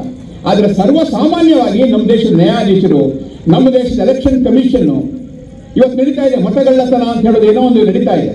ಇದು ಎಲ್ಲ ಯಾಕಪ್ಪ ಅಂದ್ರೆ ಮತಗಳ್ಳತನ ಅಂತ ಹೇಳೋ ಹೆಸರಿನಲ್ಲಿ, ಆಮೇಲೆ ಕೋರ್ಟಿನ ಮೇಲೆ ಬೇರೆ ಬೇರೆ ನ್ಯಾಯಾಧೀಶರ ಮೇಲೆ ಆರೋಪ ಹಾಕೊಂಡು ಏನಪ್ಪಾ ಅಂದ್ರೆ ನಮ್ಮ ದೇಶದಲ್ಲಿದ್ದಂತಹ ವ್ಯವಸ್ಥೆಗಳ ಬಗ್ಗೆ, ಅದು CBI ಇರಲಿ, ಅದು ED ಇರಲಿ, ಅಥವಾ ಕೋರ್ಟ್ ಇರಲಿ, ಅಥವಾ ಎಲೆಕ್ಷನ್ ಕಮಿಷನ್ ಇರಲಿ, ಇವುಗಳಿಗೆ ಕೆಟ್ಟ ಹೆಸರು ತರೋದು ಯಾಕಪ್ಪ ಅಂದ್ರೆ ಈ ನೇಪಾಳದಂತಹ, ಬಾಂಗ್ಲಾದಂತಹ ಘಟನೆಗಳು ಆಗೋದಕ್ಕೋಸ್ಕರ, ಜನಗಳನ್ನ ಎಬ್ಸೋದಕ್ಕೋಸ್ಕರ. ನೆನ್ಪಿಟ್ಕೊಳ್ಳೋಣ ನಾವು. ಇವತ್ತು ಆ ಟೈಮ್ ಬಾಂಬ್ ಪೂರ್ತಿ ಹೋಗಿಲ್ಲ, ಅದು ಟೈಮ್ ಬಾಂಬ್ ಇದೆ ಇನ್ನೂ. ಅದು ಯಾವಾಗ ಸಿಡಿಯುತ್ತೆ ಗೊತ್ತಿಲ್ಲ, ಅದು ಹುಷಾರಾಗಿರ್ಬೇಕಾಗುತ್ತೆ ಹಿಂದೂ ಸಮಾಜ. ಇಂಥ ಸಂದರ್ಭದಲ್ಲಿ ನಾವು ಯೋಚನೆ ಮಾಡಬೇಕಾಗಿರೋದು, ಈ ರೀತಿಯ ಶಕ್ತಿಗಳಿದಾವಲ್ಲ, ಬಾಂಗ್ಲಾ ಮತ್ತು ನೇಪಾಳದಲ್ಲಿರುವಂತಹ ಆ ರೀತಿಯ ಕುತಂತ್ರ ಮಾಡುವಂತಹ ಶಕ್ತಿಗಳ ಒಂದು ಹರಣ ಆಗಬೇಕು. ಎರಡನೇದು ಸಾತ್ವಿಕ ಶಕ್ತಿ ಇದೆ. 95-98% ಸಾತ್ವಿಕ ಇರುವಂತಹ, ಸಜ್ಜನ ಇರುವಂತಹ ಶಕ್ತಿ ಇದೆ. ಅದು ಎತ್ಕೋಬೇಕಾಗುತ್ತೆ. ಅವರು ಜಾಗೃತರಾಗಬೇಕಾಗುತ್ತೆ, ಅವರು ಸಂಘಟಿತರಾಗಬೇಕಾಗುತ್ತೆ. ಹೀಗೆ ಸಜ್ಜನ ಶಕ್ತಿಯನ್ನು ಒಟ್ಟು ಮಾಡದೇ ಇದ್ರೆ ಕೆಟ್ಟವರ ಕೃತ್ಯಗಳಿಗೆ ಇರೋ ಜವಾಬ್ದಾರರಾಗ್ತಾರೆ. ನೋಡಪ್ಪ, ಕೆಟ್ಟ ಕೆಲಸ ಯಾಕೆ ನಡೀತು ಅಂತ ಹೇಳಿದ್ರೆ ಇದನ್ನು ನೋಡ್ತಾ ನಿಂತ್ಕೊಂಡಿದ್ರಲ್ಲ, ಆ ಕಾರಣಕ್ಕೋಸ್ಕರ ಆಯ್ತು ಅಂತ. ಅದಕ್ಕೆ ಚಾಣಕ್ಯ ಬಹಳ ಒಳ್ಳೆ ಮಾತು ಹೇಳ್ತಾನೆ, ಕೆಟ್ಟವರ ದುಷ್ಕೃತ್ಯಗಳಿಗಿಂತ ಸಜ್ಜನರ ನಿಷ್ಕ್ರಿಯತೆ ಬಹಳ ಡೇಂಜರಸ್ ಅಂತ ಹೇಳ್ತಾನೆ, ಬಹಳ ಅಪಾಯಕಾರಿ ಅಂತ ಹೇಳ್ತಾನೆ. ಹಿಂದೂ ಸಮಾಜಕ್ಕೆ ಒಂದು ಶಾಪ ಅದು. ತನ್ನ ಮಟ್ಟಿಗೆ ಬಹಳ ಒಳ್ಳೆಯನಾಗಿರ್ತಾನೆ ಅವನು, ತನ್ನ ಕುಟುಂಬ ಬಹಳ ಚೆನ್ನಾಗಿ ಇಟ್ಕೊಂಡಿರ್ತಾನೆ, ತನ್ನ ಮಕ್ಕಳಿಗೆ ಚೆನ್ನಾಗಿ ಓದಿಸ್ತಾನೆ, ಎಲ್ಲ ಮಾಡ್ತಾನೆ. ಆದ್ರೆ ತಾನು ಮಾತ್ರ ಮುಗಿತಾನೆ, ಸಮಾಜಕ್ಕೋಸ್ಕರ ಏನು ಯೋಚನೆ ಮಾಡಲ್ಲ ಅವನು. ಹೀಗಾಗಿ ನಾವೆಲ್ಲ ಯೋಚನೆ ಮಾಡಬೇಕಾಗಿರೋದು, ಇವತ್ತು ಅಸಂಘಟಿತ ಹಿಂದೂ ಸಮಾಜವನ್ನ ನಾವು ಗಟ್ಟಿ ಮಾಡಬೇಕಾಗಿದೆ. ನಾವು ಎದುರುಗೊಳ್ತಿರುವಂತಹದ್ದು ಸುಸಂಘಟಿತ ಮತಗಳ ವಿರುದ್ಧ. ನೆನಪಿಟ್ಕೊಳ್ಳೋಣ ನಾವು. ಇವತ್ತೇನು ಇದು ಓಪನ್ ಆಗಿದೆ. ಇವತ್ತು ನಾವ್ಯಾರು ಕನ್ವರ್ಟ್ ಮಾಡಲ್ಲ, ನಾವ್ಯಾರು ಇನ್ನೊಬ್ಬರ ಬಗ್ಗೆ ಭಯೋತ್ಪಾದನೆ ಮಾಡಲ್ಲ, ನಾವು ಯಾವುದೇ ಕಾರಣಕ್ಕೂ ಕೆಟ್ಟದ್ದು ಬಯಸಲ್ಲ. ಹಿಂದೂ ಇಷ್ಟು ಜಾಗೃತ ಆಗಿದ್ದಾನೆ, ಇಷ್ಟು ಸಂಘಟಿತ ಆಗಿದ್ದಾನೆ, ತಾನಾಗಿ ಇನ್ನೊಬ್ಬರ ಮೇಲೆ ದಾಳಿ ಮಾಡಿದೆ ಅಂತ ಹೇಳೋದು ಇಲ್ವೇ ಇಲ್ಲ. ಅದು ಭಾರತ ದೇಶ ಆಗಲಿ ಅಥವಾ ನಮ್ಮ ಊರುಗಳಲ್ಲಾಗಲಿ ಹಿಂದೂಗಳು ಇನ್ನೊಬ್ಬರ ಮೇಲೆ ದಾಳಿ ಮಾಡೋದು ಅಂತ ಇಲ್ವೇ ಇಲ್ಲ. ನಾವು ಕೆಟ್ಟದನ್ನು ಮಾಡೋರಲ್ಲ, ಬಯಸೋರಲ್ಲ. ಆದ್ರೆ ನಮ್ಮ ವಿರುದ್ಧ ಈ ರೀತಿ ಷಡ್ಯಂತ್ರ ನಡೀತಾ ಇದೆ.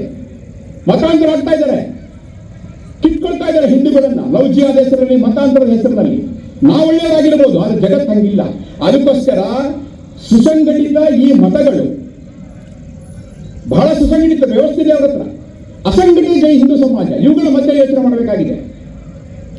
ಅದಕ್ಕೋಸ್ಕರ ಅನೇಕರು ಹೇಳೋದನ್ನ ಕೇಳಿದೀವಿ ನಾವು.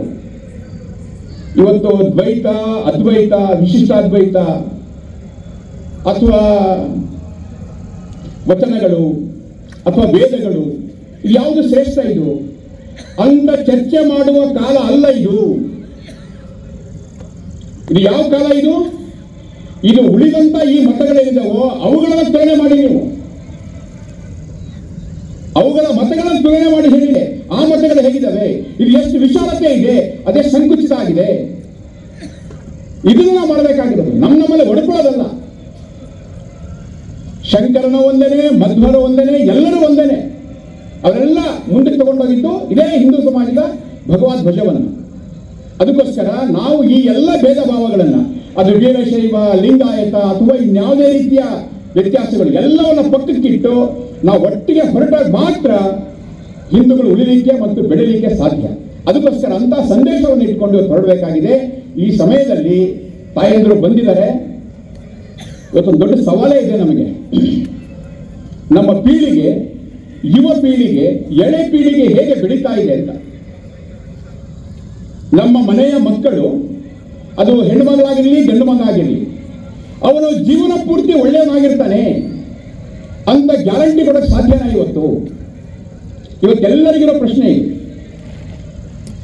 ನಮ್ಮ ಮನೆಯಲ್ಲಿ ಮತ್ತು ನಮ್ಮ ಹತ್ತಿರದ ಕುಟುಂಬಗಳಲ್ಲಿ ಒಬ್ಬ ಮಗ, ಒಬ್ಬ ಮಗಳು ಯಾರೋ ಇದ್ದಾರೆ ಅಂತ ತಿಳ್ಕೋಣ.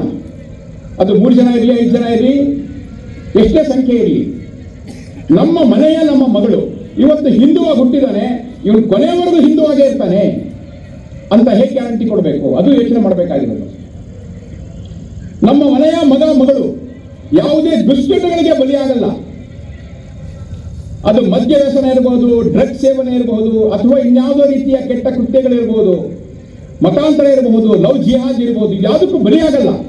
ನಮ್ಮ ಮಗ ನಮ್ಮ ಮಗಳ ಮಗನಾಗಿ, ನಮ್ಮ ಮನೆ ಮಗಳು ನಮ್ಮ ಮನೆ ಮಗಳಾಗಿ ಪೂರ್ತಿ ಜೀವನ ಪೂರ್ತಿ ಹಾಗೆ ಇರ್ತಾಳೆ ಅಂತ ಗ್ಯಾರಂಟಿ ಕೊಡೋದಕ್ಕೆ ಏನು ವ್ಯವಸ್ಥೆ ಇವತ್ತು? ಇದ್ರ ಬಗ್ಗೆ ನಾವೆಲ್ಲರೂ ಗಂಭೀರವಾಗಿ ಯೋಚನೆ ಮಾಡಬೇಕಾಗಿರೋದು. ಇದಕ್ಕೆ ಕುಟುಂಬಗಳು ಗಟ್ಟಿ ಆಗಬೇಕು, ಸಂಸ್ಕಾರಗಳು ಗಟ್ಟಿ ಆಗಬೇಕು. ಅದ್ರ ಜೊತೆಗೆ ಈ ತರದ ಸಾಮಾಜಿಕ ಚಟುವಟಿಕೆಗಳಿಗೂ ಅವರು ಅವಕಾಶ ಸಿಗಬೇಕು.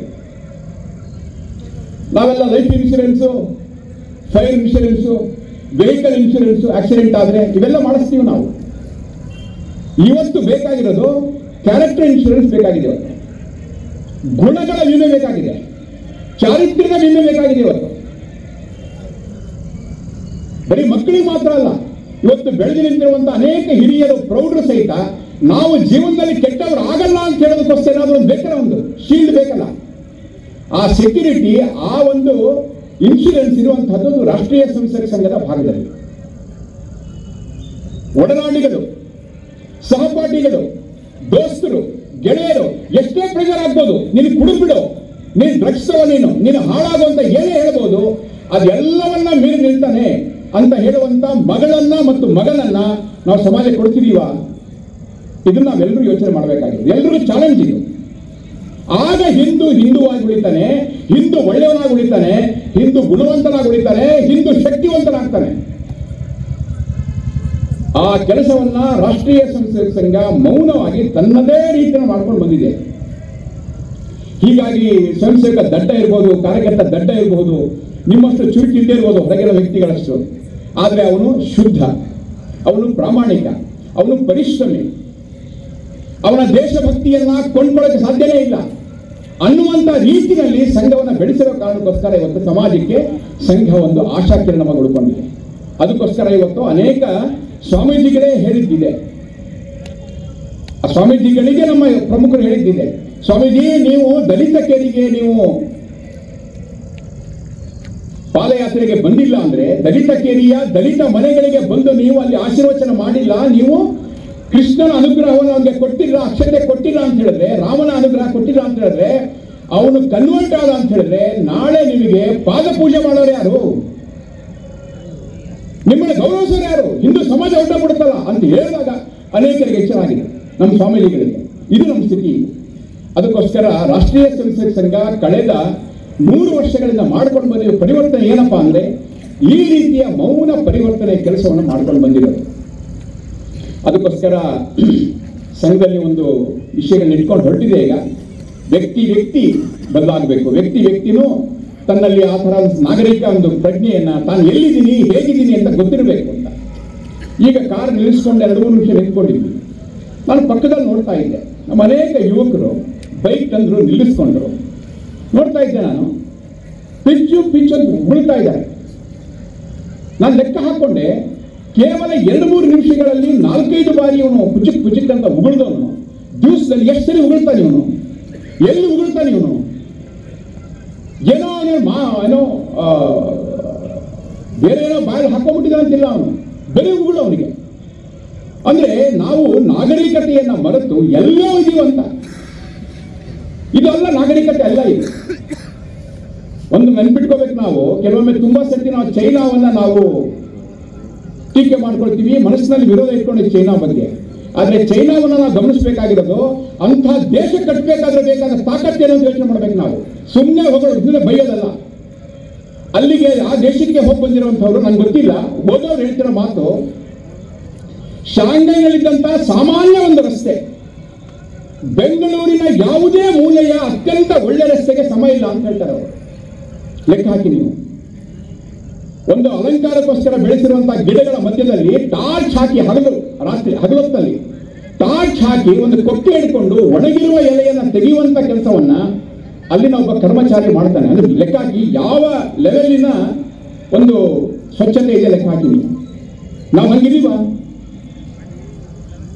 ನಮ್ಮ ದೇಶದ ಯಾವುದೇ ರಸ್ತೆಗಳು ಅದು ಅನೇಕ ಸಂದರ್ಭ ಸೇರ್ಕೊಂಡ್ಬಿಡುತ್ತದೆ. ಬರೀ ನಾವು ಮಾತ್ರ ಅಲ್ಲ, ಅದಕ್ಕೆ ಜನಗಳು ಮಾತ್ರ ಅಲ್ಲ, ಅದಕ್ಕೆ ಸರ್ಕಾರ, ಅಧಿಕಾರಿಗಳು, ಕಾಂಟ್ರಾಕ್ಟರ್ಗಳು ಇತ್ಯಾದಿಗಳು.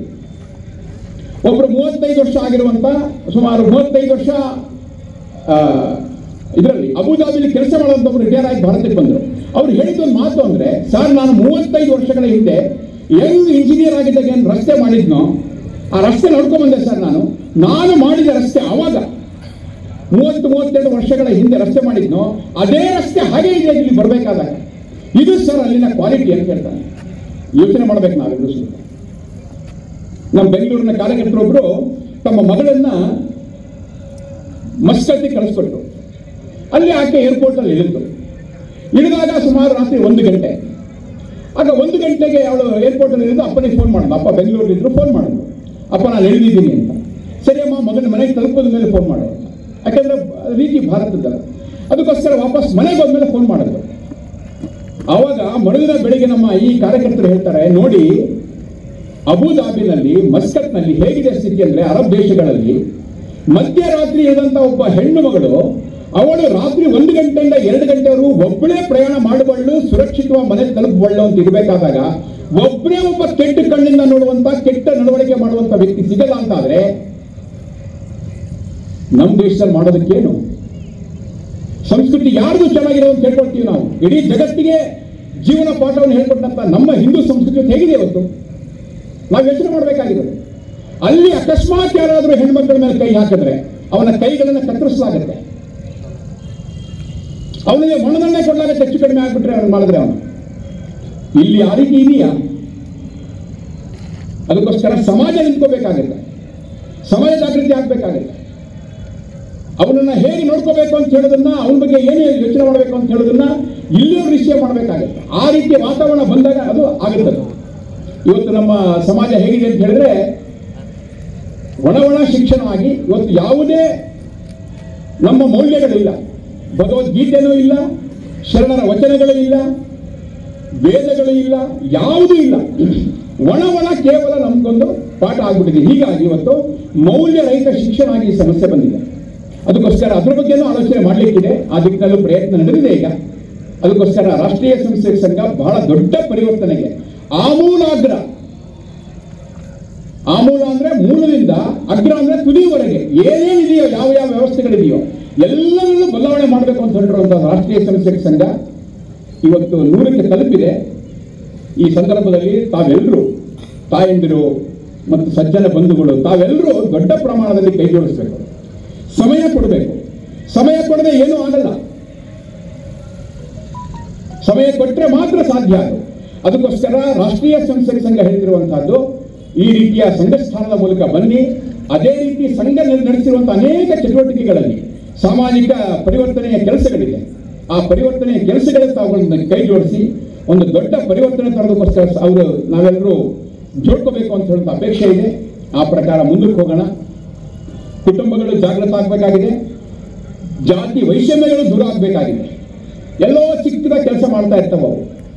ನಾನು ಯಾರಿಗೂ ಮೇಲಲ್ಲ, ನಾನು ಯಾರಿಗೂ ಕೀಳಲ್ಲ ಅಂತ ಹೇಳುವಂತ ಮಾನಸಿಕತೆಯನ್ನ, ನಾವೆಲ್ಲ ಒಂದು, ನಾವೆಲ್ಲ ಹಿಂದೂ, ನಾವೆಲ್ಲ ಬಂಧು ಅಂತ ಹೇಳುವಂತ ಮಾನಸಿಕತೆಯನ್ನ ಬೆಳೆಸಬೇಕಾದಂತಹ, ಮತ್ತು ನಮ್ಮ ಗ್ರಾಮಗಳಲ್ಲಿ ಎಲ್ಲ ಹಿಂದೂಗಳಿಗೆ ಸಮಾನ ಮಂದಿರ ಪ್ರವೇಶ, ಸಮಾನ ನೀರಿನ ವ್ಯವಸ್ಥೆ, ಸಮಾನ ಸ್ಮಶಾನ, ಇದನ್ನ ಜೋಡಿಸುವಂತ ವ್ಯವಸ್ಥೆ ನಾವು ಮಾಡ್ಕೋಬೇಕು ಅಂತ ಪ್ರಯತ್ನ ನಡೆಸಿದೆ ಈಗ. ಇದನ್ನು ಮಾಡಬೇಕಾಗತ್ತೆ.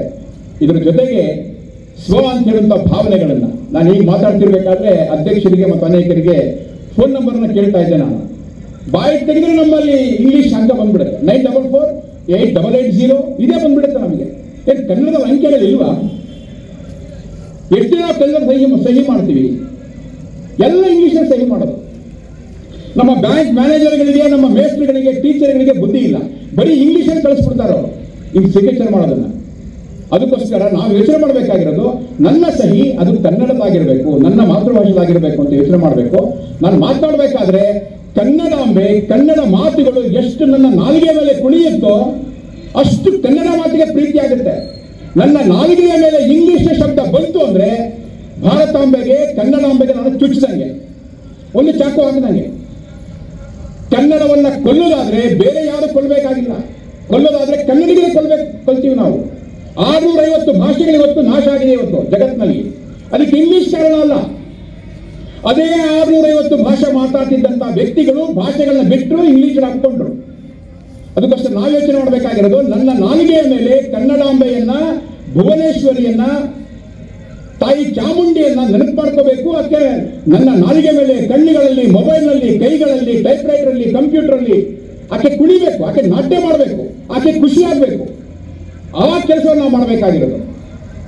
ಆಗ ನಮ್ಮ ದೇಶ, ನಮ್ಮ ಭಾಷೆ, ನಮ್ಮ ಸಂಸ್ಕೃತಿ ಉಳಿಲಿಕ್ಕೆ ಸಾಧ್ಯ ಆಗುತ್ತೆ.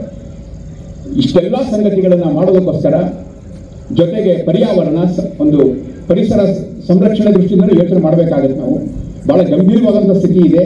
ಪುಣ್ಯಕ್ಕೆ ಈ ವರ್ಷ ಒಳ್ಳೆ ಮಳೆ ಬಂದಿದೆ. ಇನ್ನೊಂದು 3-4 ವರ್ಷಗಳಲ್ಲಿ ಒಂದು ಅಂದಾಜಿದೆ, ಏನಾದ್ರೂ ಬರಗಾಲ ಬಂದ್ಬಿಟ್ರೆ ಅಂತ. ಭೀಕರ ಬರಗಾಲ ಬರೋದು ಗೊತ್ತಿಲ್ಲ ನಮಗೆ, ಸಾಮಾನ್ಯ ಬರಗಾಲ ಅಲ್ಲ ಅದು. ಆ ರೀತಿಯ ಒಂದು ಗ್ಲೋಬಲ್ ವಾರ್ಮಿಂಗ್, ಇಡೀ ಜಗತ್ತು ಬಿಸಿ ಆಗ್ತಾ ಇದೆ ಇವತ್ತು. ಅದಕ್ಕೋಸ್ಕರ ನಾವೆಲ್ಲರೂ ಯೋಚನೆ ಮಾಡಬೇಕಾಗಿರೋದು, ನನ್ನ ಜೀವನದಲ್ಲಿ ನಾನು ಹಸಿರನ್ನ ಹೆಂಗೆ ಹೆಚ್ಚು ಮಾಡಬೇಕು, ಸಸಿಗಳನ್ನ, ಮರಗಳನ್ನ ಹೇಗೆ ಬೆಳೆಸಬೇಕು, ಪ್ಲಾಸ್ಟಿಕ್ ಅನ್ನ ನಾನು ಹೇಗೆ ಕಡಿಮೆ ಮಾಡಬೇಕು, ಈ ಭೂಮಿಗೆ ಒಂದು ನುಂಗಲಾರದ ಒಂದು ತುತ್ತನ್ನಾಗಿ ಯಾಕೆ ಕೊಡಬೇಕು ಪ್ಲಾಸ್ಟಿಕ್ ಅನ್ನ.